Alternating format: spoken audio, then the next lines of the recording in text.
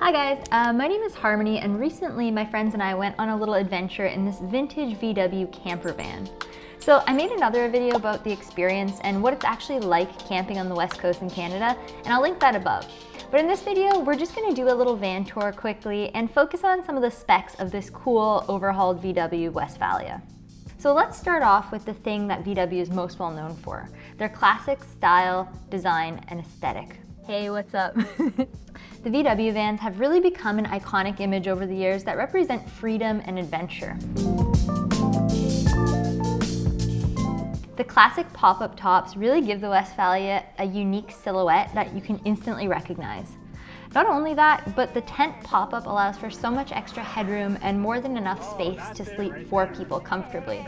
And that can't be said of almost any other vehicle that's not a camper van.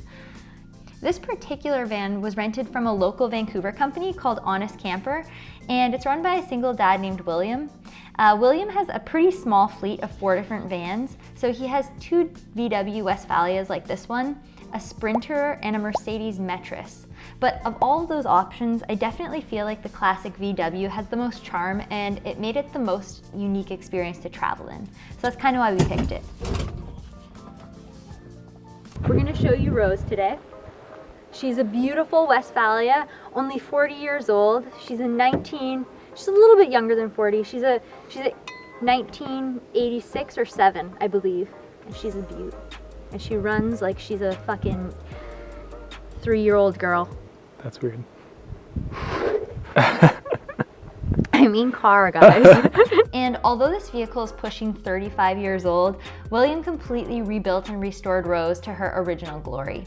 So the interior was thoughtfully updated to be really minimal and timeless. So come on in. This is the Westfalia.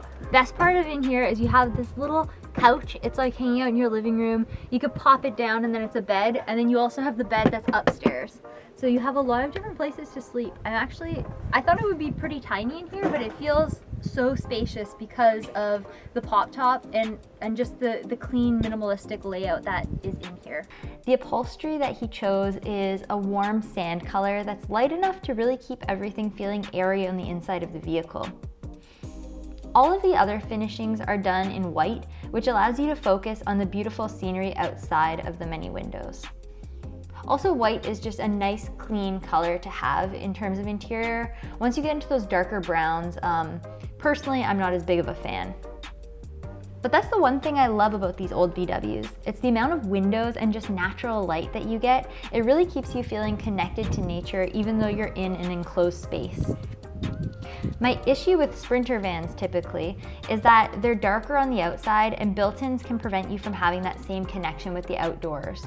I feel like a lot of these Sprinter vans really feel like you are in an RV as opposed to outside on an outdoor adventure. This is not a picture, it's a video, but keep living your best lives. One thing I love about this van though is it's built without the upper cabinets. So William managed to keep the sightline super clear, making all of the storage compact onto one long continuous cabinet along the left side of the vehicle. So back here, there's a ton of space for all of your adventure gear. Because of the built-in, there's this massive shelf, and so this is where we have all of our food and stuff. So basically the back is just our pillows, blankets, and sleeping bags and stuff, but this shelf gives you storage, it gives you something to lean on, it gives you something to prep if you're cooking, and it hides away everything that you need. And then back here, you're just left with a ton of space for storage. And then it becomes a bed. So in summary, it is a multifunctional little space. Yeah. Okay, I swear that wasn't that hard. I'm just weak as fuck and I was trying to use one arm. So this design allows you to access your belongings, cook, or hang out in the space, whether the bed is set up or converted into a couch. Another thing to note is there was also this cute little table that you can set up, which is perfect if, let's say, you need to do some work on the road or you want a surface to just comfortably eat indoors. Speaking of eating indoors, having the full kitchen unit really made packing and preparing food a breeze. So in here, have a little fridge action. So in here, we're obviously keeping our drinks cold. We have some like vegan sausage, that kind of thing, and some oat milk, all that good stuff. But there's a ton of storage in here, to be honest. Like, I thought that we were gonna come in here and have clutter, but the cool thing about Honest Campers is they've honestly given us everything. So like, there's cutlery, we had pots, pans, we didn't have to bring any of our own stuff, so it was like stocked, ready to go, which was fucking wild. Oh, also, there's a little sink and there's a little sink and stove up here, as you can see.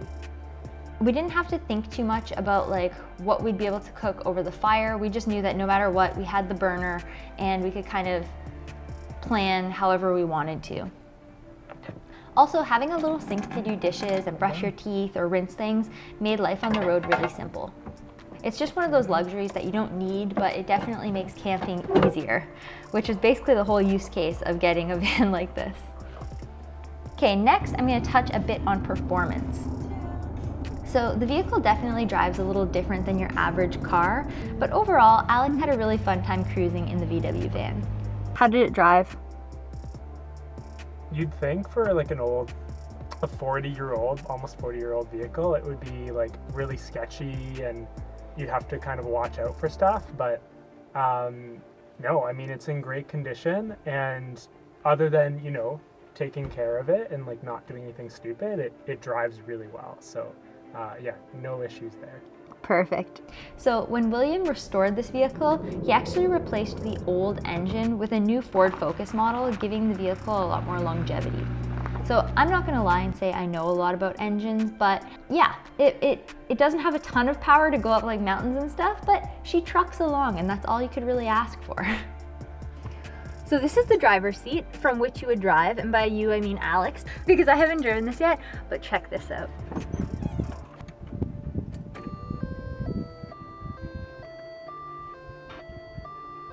Can you hear that? That's so fun. They don't make them like that anymore. And then, cute.